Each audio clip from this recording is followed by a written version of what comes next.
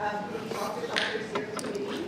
I'm Jessica Peterson, former county commissioner for District 3, which is this district too. So welcome everybody for coming out tonight. Everybody should have had the agenda sent out to them with what we're going to be covering tonight. We're going to talk a little bit about more detail and into the discussion that we had last time in terms of the program model, in terms of what the exterior is going to look like, and decisions that we need to be made there.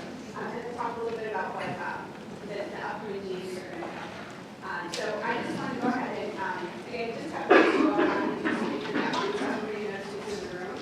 And as Sylvia said a few minutes ago, we will have time for public comment towards the end of the meeting. There's some time that is set aside.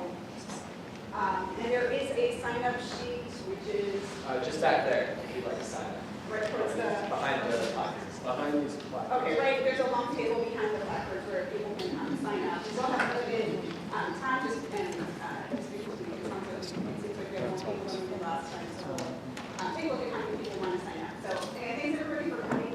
As I said, I'm Jessica Peterson. Sylvia Tours with Daily Local Law. I'm Andrew Checo with Mount Scott, I lead the Neighborhood Association. Hey everyone, I'm April Roman with the Joint Office of Homeless Services. I'm Adam Dixon with Assembly Brewing, living right next door. I'm Rachel Hanson with Upstate News. Danielle Machine with Scott Neighborhood Association. I'm Jean Curry Turner with Preston County Neighborhood Association. I'm Mark Tolan with the Joint Office of Homeless Services. Sarah Allen, Mayor Wheeler's office. Alex Krebs, Engelberti. Matthew Musetta, Foster Area Business Association. Chelsea Powers, Brentwood Arlington Neighborhood Association. I'm Tom Jordan, the Director of Mount Scott Learning Center. Terry Coffado, Crime Prevention. Mariana Lamanto, Crime Prevention. Sean Morgan, Foster Powell Neighborhood Association. Trevor Bryson with 7-Eleven. Good evening, I'm Vivian Scott, Program Director of Southeast Works. Hi, Steve Sport, Transition Project. Hayden Miller, Commissioner Baker Peterson staff. And we do have a bigger table this time, so everybody. Okay, so we're going to get started, but with going into some of the details on the program model that we talked about last time. But before we do that, I just want to make sure that everybody has access to the website, knows where to go to see all the meeting materials and the notes. So these are the notes that we had from last time.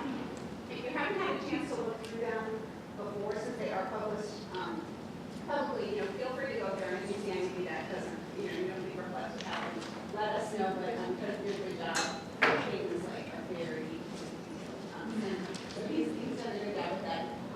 Can you do me? Would you mind to hear you? I know. Unfortunately, we don't have a mic set up for this room, so Why not stand up? so yeah, so we'll have people actually who are going to be speaking from that from the presentation. They'll be able to enunciate and stand up when they during the presentation. Can you just go back one so I want to show more people? Yeah. So this is the homeforeveryone.net where we're keeping all the information on the steering committee. So for each calendar date, you can go in to the details of the meeting where they have the agenda, the slide presentations, as well as the minutes. So for anybody on the steering committee or on the public who's going to have access to that information, it's all available to them. Thank you, Stacey. Great, so you already covered the agenda. Just a couple of logistical items. The bathrooms are just out the door to the right. Members of the public, if you could please sign in as well on the table, on the sheet of paper on the table behind the placards. That would be great. And if you want to speak, right? And so the first thing we're going to do is have a presentation on the proposed program model. April.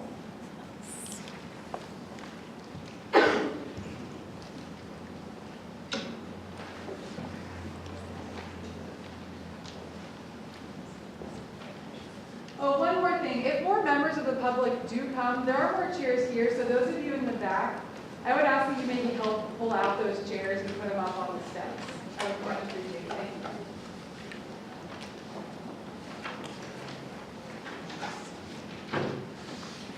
Hey everyone, I'm going to present on our shelter program model here for the Foster site.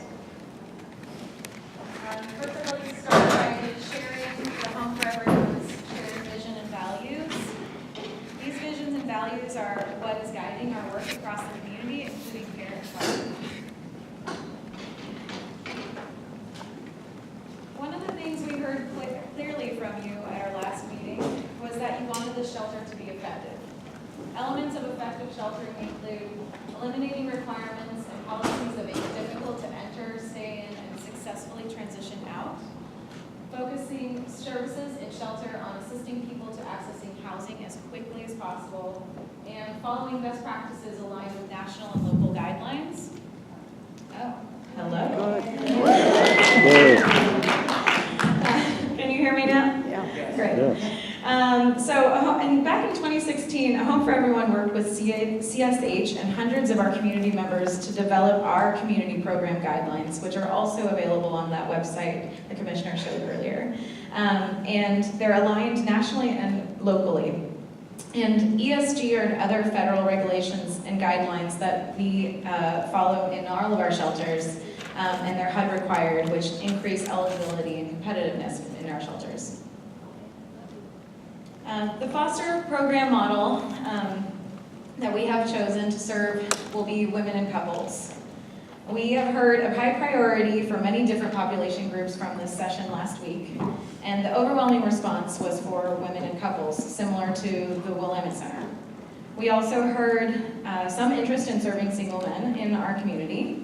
And after discussing your input and planning for this space in particular, we ultimately decided that this site would be most effective at serving just two populations.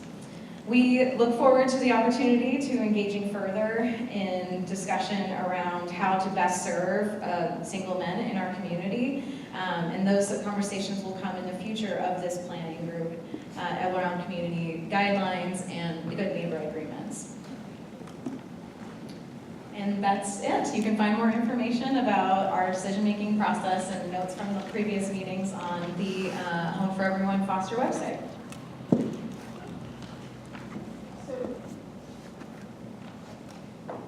Okay, great. So it sounds like the proposal is to serve 40 women and 40 couples at the site.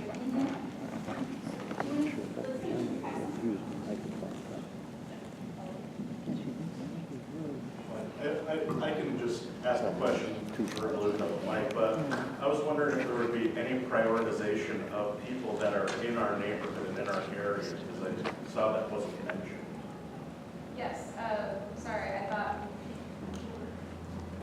Hey there, sure. Yeah, so we have set up prioritization for community members in other shelters and would plan to be doing that moving forward with the shelter as well. Again, also I'd like to highlight, just because I didn't say it out loud, that the other prioritization overlays this gender breakdown with priorities for people living with disabilities, people over 55, and veterans as well.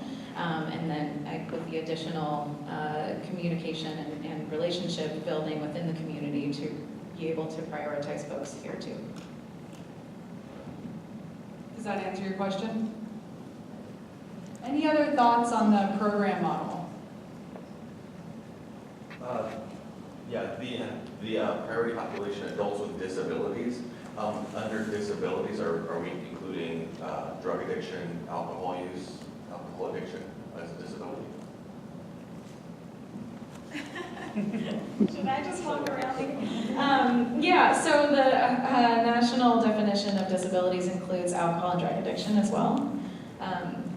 Yeah. And I just, for the decision to focus the program model for women and couples like we saw at the Willamette shelter, was that a decision based more on the space and the size of the shelter that we have here? Yeah, so the shelter, which some of us got a chance to see, or a few of you got a chance to see earlier before this meeting, based on the size, we wanted to serve about 100 to 120 people. And in trying to configure how we would serve all three populations well in that space, it ended up just not being as effective. We wouldn't be able to serve the same number of people, and it would require a lot more staffing support and other resources. So we wanted to make sure that at being most effective, we serve two populations, and this seemed to be fit most neatly with our priorities within A Home for Everyone.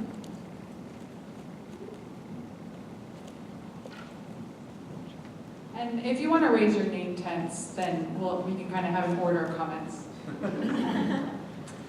Could you just say a little bit more about services that you plan or see becoming available for single men who are homeless in our neighborhood? Yeah, so I think that the longer answer is we're going to be working together to figure out how to best serve people in the community that aren't being served by this shelter. So that's going to be part of our work here as a steering committee. But the shorter answer is that we, as a Home for Everyone, including all of our external shelters, are planning on how to serve more single men, including opening additional shelter space in other places. So there'll be, those things are happening simultaneously while also trying to figure out how to serve people in our community, including maybe things like additional outreach teams that could come reach out to folks, and also based on the relationships we're building within the service provider and the community here. So just having someone that comes to your neighborhood association meeting or someone that you know you can call on to talk about issues in the community is going to be a big entry point for a lot of our community members. Okay, so it sounds like this committee is going to get a chance to talk about outreach to single men and how we might be able to serve them better in the neighborhood.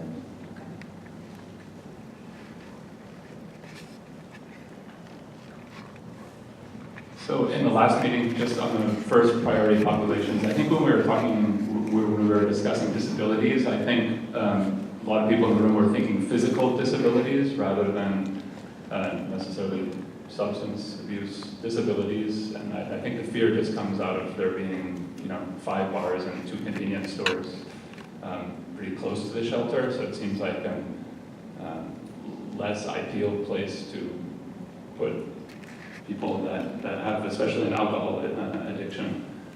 We were talking about physical disabilities because of the single storyness and no stairs. I don't remember us talking necessarily about disabilities across the board. I think we were thinking more people that were in wheelchairs and crutches that have trouble getting around, maybe in some of the others, like in the Willamette shelter, you have a lot of stairs outside, and so it seems like less ideal for people with physical disabilities. But if we're just going by the label, general label of disabilities, that's also, I think, itself, as I understand it, residents are asked, do you have a disability? And they say yes, and it covers many things. Is it possible to be more specific when we say disabilities to limit that to physical disabilities, or is that not an option, or do people not want that? I think I would be more for that. Maybe we could check in with the committee too. When you wanted to prioritize adults with disabilities, were you more intending that to mean adults with physical disabilities? Maybe raise your hand if that's what you meant. But not all. And okay, and which of you kind of thought it would cover all disabilities, including drug and alcohol addiction? Okay, thanks.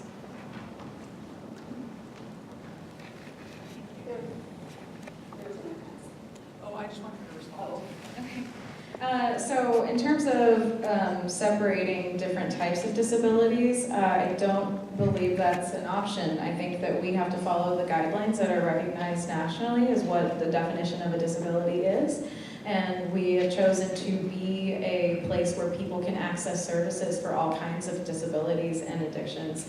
And I think that serves service to our community and provides an opportunity that doesn't exist currently.